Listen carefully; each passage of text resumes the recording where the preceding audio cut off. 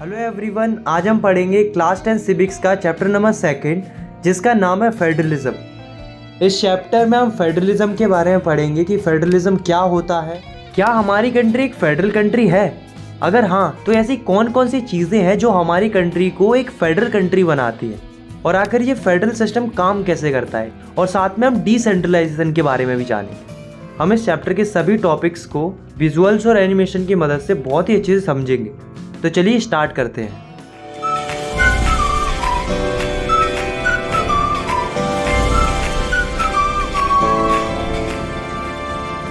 सबसे पहले हम समझते हैं कि फेडरलिज्म क्या होता है। What is federalism? तो देखो, federalism is a system of government in which power is divided into different levels of government. मतलब फेडरलिज्म एक ऐसा सिस्टम होता है जिसमें गवर्नमेंट की पावर को अलग अलग लेवल्स में या अलग अलग टीयर्स में बांटा जाता है। मोस्ट ऑफ द कंट्रीज में मेनली 2 टीयर्स में बांटा जाता है, सेंट्रल लेवल और स्टेट लेवल। बट हमारी जो इंडिया है वो आपको पता है एक बड़ी और डाइवर्सिफाइड कंट्री है, इसलिए उसे अच्छे से चलाने के लिए एक 3rd लेवल भी बनाया गया है, लोकल लेवल, जो कि इंडिया में देखने को मिलता है।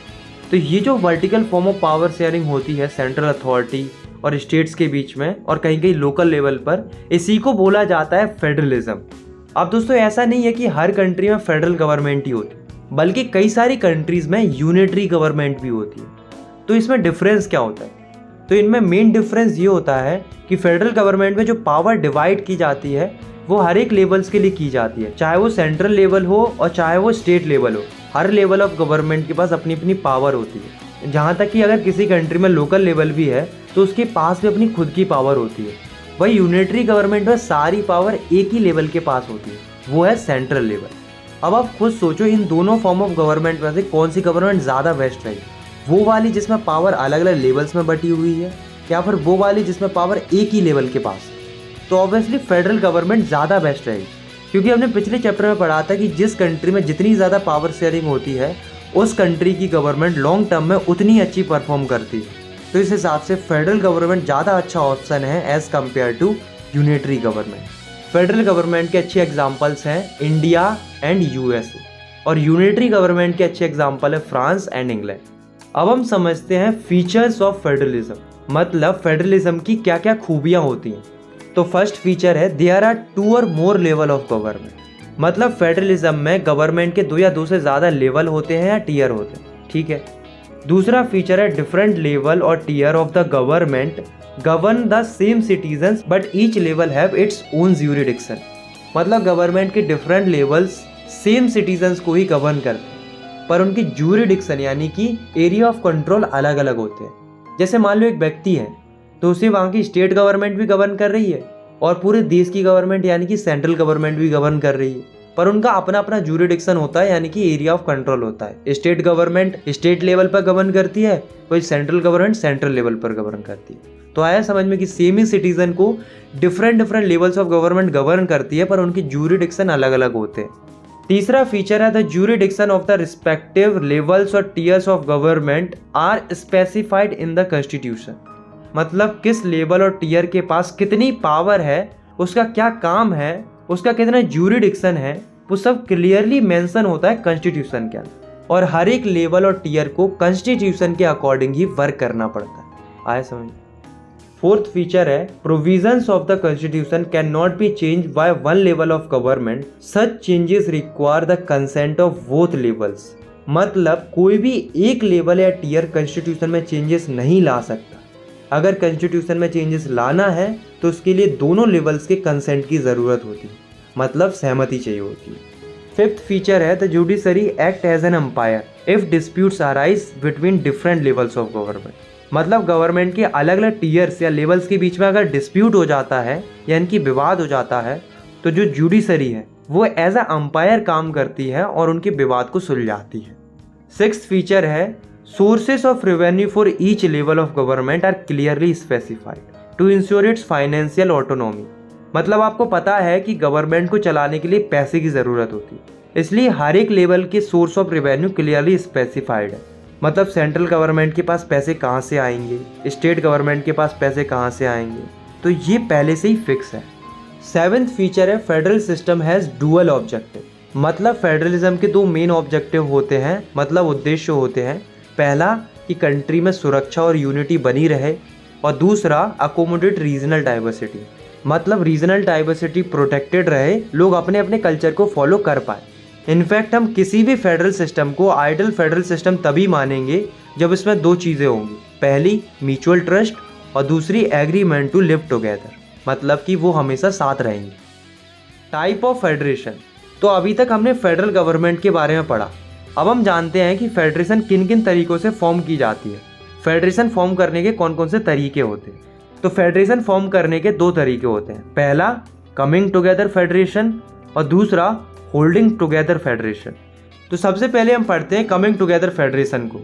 तो इसमें क्या होता है, many independent states coming together to form a bigger unit, मतलब अलग अलग इंडिपेंडेंट स्टेट मिलकर एक बड़ी यूनिट बनाते हैं या नेशन बनाते हैं, तो उसे हम कमिंग टुगेदर फेडरेशन कहते हैं। इसका बढ़िया एग्जाम्पल है यूएसए, क्योंकि यूएसए जो है वो अलग अलग इंडिपेंडेंट स्टेट से मिलकर फॉर्म हुआ है, इसलिए तो हम इसे यूनाइटेड स्टेट्स ऑफ अमेरिका कहते हैं।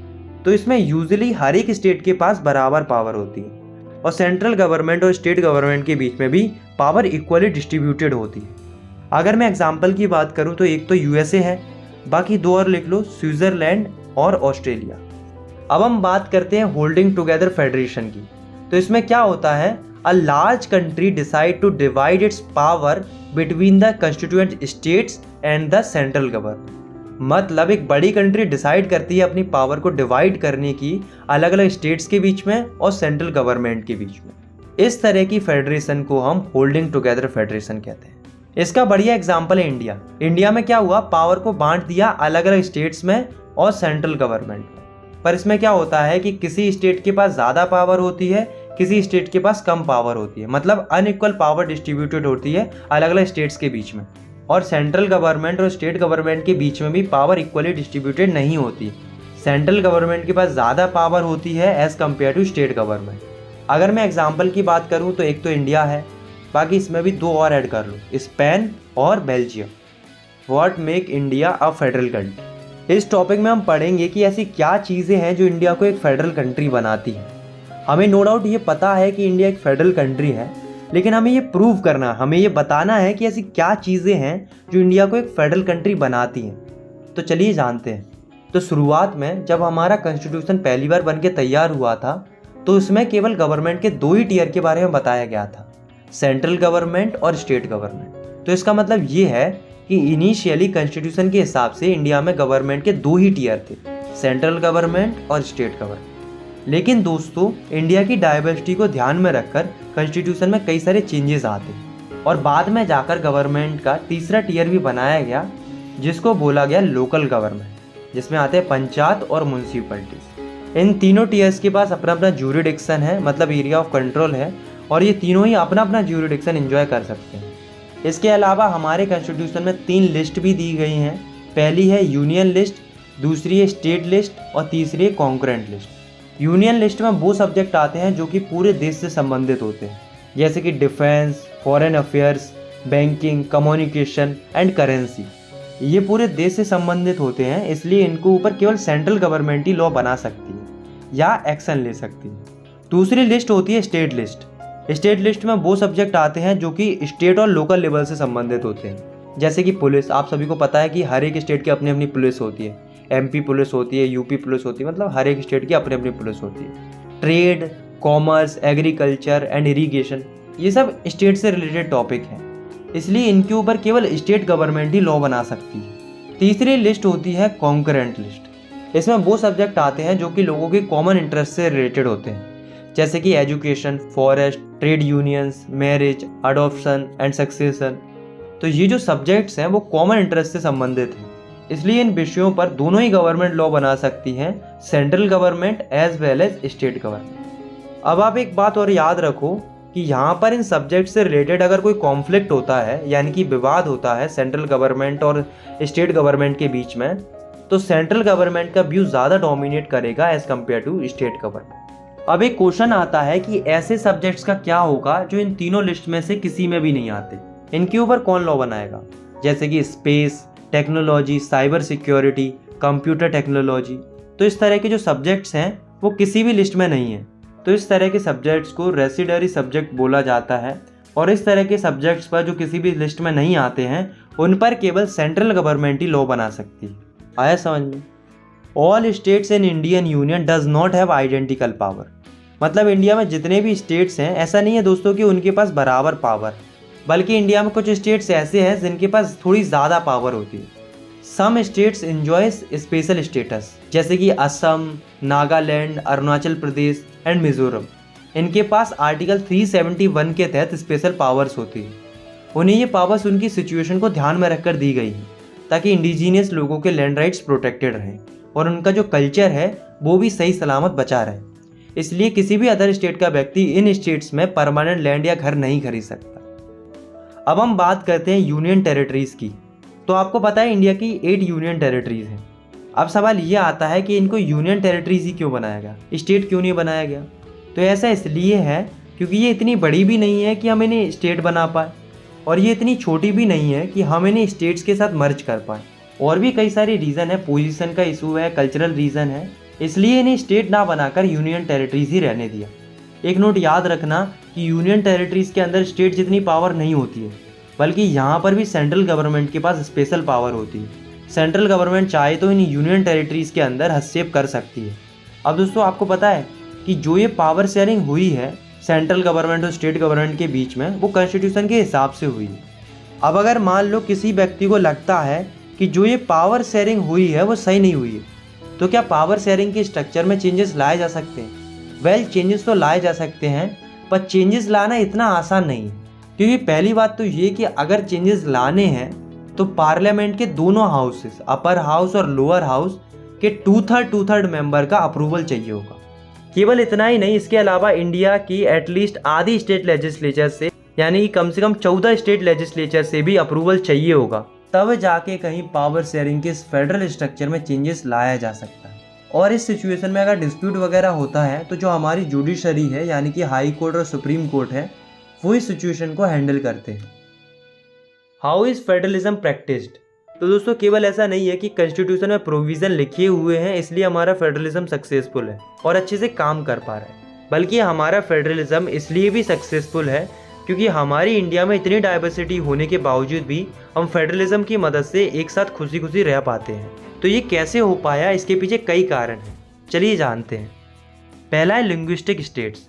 दोस्तों अगर हम देखें 1947 के मैप को और उसे कंपेयर करें आज के मैप के साथ, तो हमें बहुत बड़ा चेंज देखने को मिला है। कई सारे स्टेट्स गायब हो गए, कई सारे नए स्टेट्स बन गए। तो आज के टाइम पर जो स्टेट्स हैं वो कई सारी बातों को ध्यान में रखकर बनाए गए हैं। जैसे कि आज के टाइम पर कई सारे स्टेट्स ऐसे हैं जो भाषा के आधार पर बनाए गए हैं, मतलब लैंग्वेज के बेसिस पर बनाए गए हैं। ऐसे स्टेट्स को हम लिंग्विस्टिक स्टेट्स बोलते हैं। तो हम लिख सकते हैं linguistic states are those states which divided on the basis of language. मतलब ऐसे स्टेट जिन्हें भाषा के आधार पर बांटा गया है उन्हें हम लिंग्विस्टिक स्टेट्स बोलते हैं। अब सवाल ये आता है कि लिंग्विस्टिक स्टेट्स बनाने की ज़रूरत क्या थी?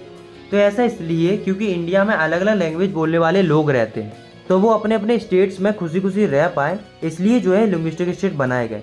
इससे जो है कंट्री की यूनिटी भी बनी रहेगी और एडमिनिस्ट्रेशन करना भी आसान हो जाएगा, यानी कि कंट्री को चलाना भी आसान हो जाएगा। सिमिलरली कुछ स्टेट्स को लैंग्वेज के बेसिस पर नहीं बल्कि उनके कल्चर, एथनिसिटी और ज्योग्राफी के बेसिस पर भी बांटा गया है।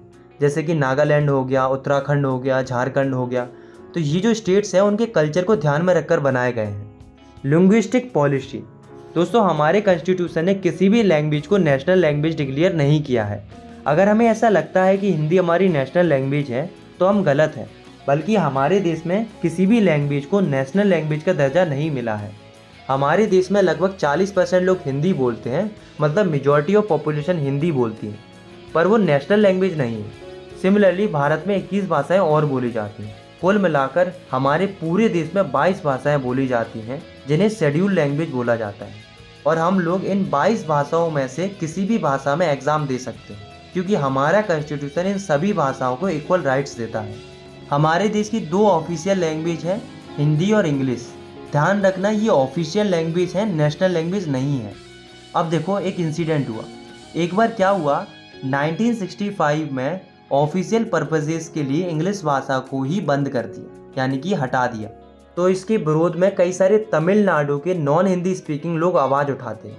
उनका मानना ये था कि इंग्लिश लैंग्वेज को ऑफिशियल लैंग्वेज से हटना नहीं चाहिए, बल्कि इंग्लिश लैंग्वेज का यूज़ कंटिन्यू रहना चाहिए, क्योंकि उनके लिए इंग्लिश भाषा को ही समझना आसान था किसी और भाषा के मुकाबले। इसके लिए तमिलनाडु के नॉन हिंदी स्पीकिंग लोग एक आंदोलन भी करते हैं और इस आंदोलन का रिजल्ट ये आता है कि सेंट्रल गवर्नमेंट को एग्री होना पड़ता है हिंदी के साथ साथ इंग्लिश का यूज़ कंटिन्यू रखने के लिए। तो इस सब से हमें ये पता चलता है कि अगर फेडरलिज्म को अच्छे से प्रैक्टिस करना है तो हर लैंग्वेज की रिस्पेक्ट करनी होगी, क्योंकि हमारे कॉन्स्टिट्यूशन में हर एक लैंग्वेज को इक्वल राइट्स दिए गए। सेंटर स्टेट रिलेशंस, तो बहुत समय पहले से यानी कि हमारे देश के आज़ाद होने के बाद से इंडिया में वन पार्टी रूल देखने को मिला।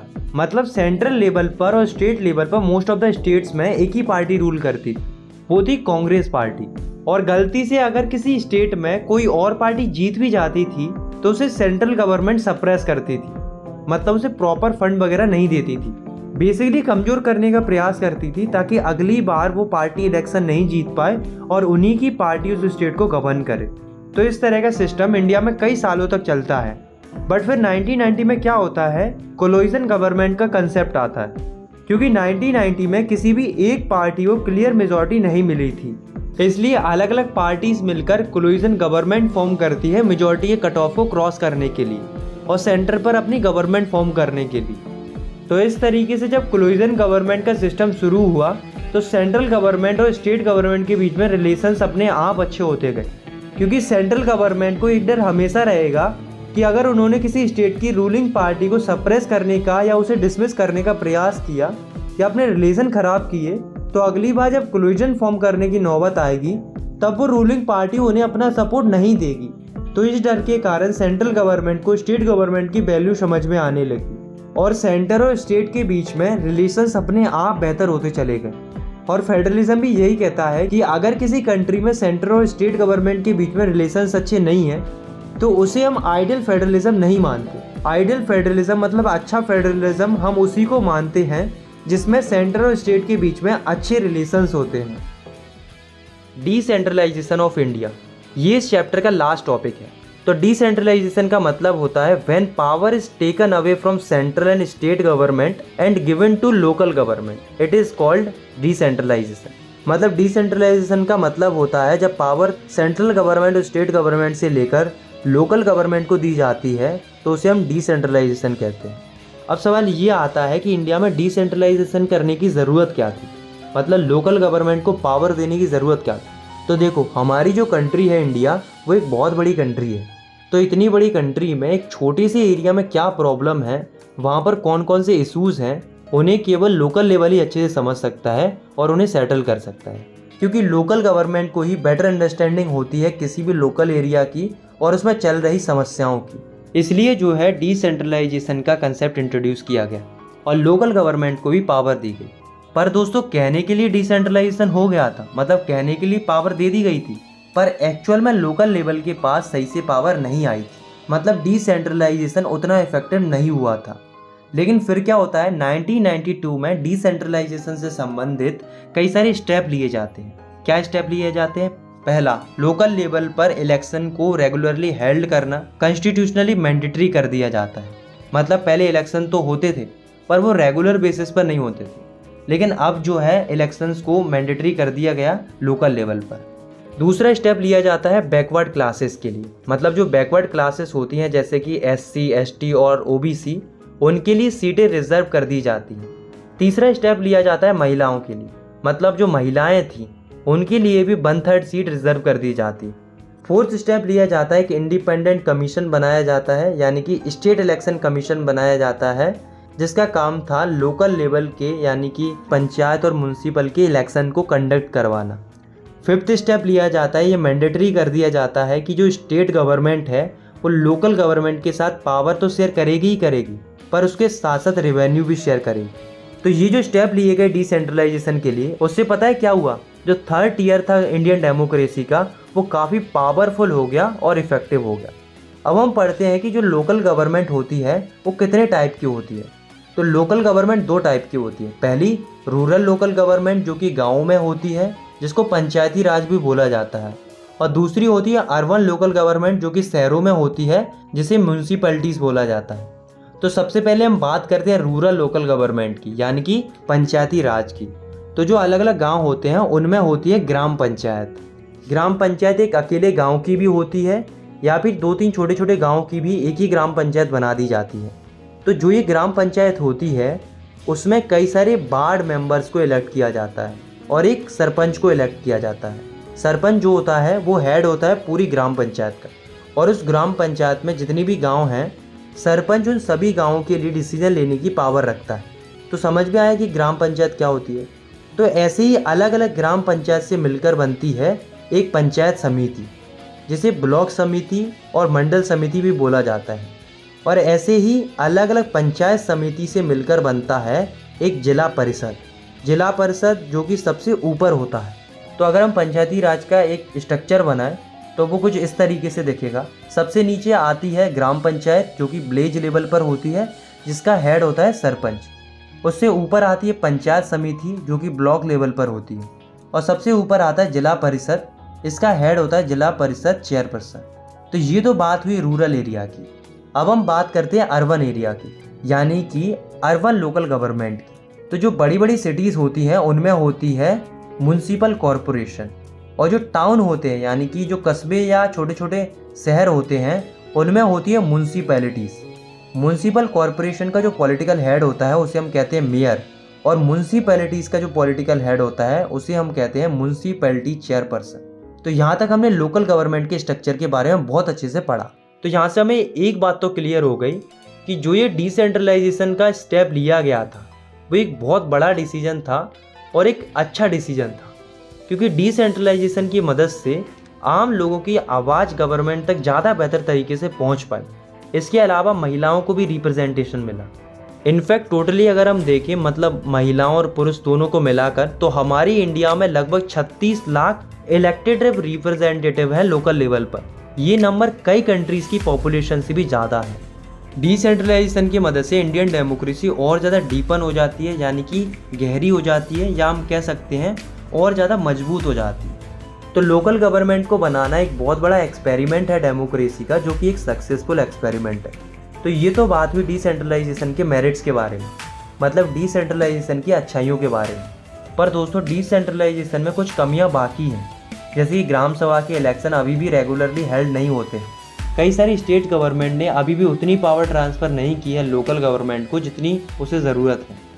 पर कोई बात नहीं, इन कमियों के बावजूद भी हमारी इंडिया का फेडरल सिस्टम कई सारी फेडरल कंट्रीज से बेहतर है, और हम भी यही आशा करते हैं कि समय के साथ साथ हमारी इंडिया का फेडरल सिस्टम भी और भी ज़्यादा बेहतरीन होता जाएगा।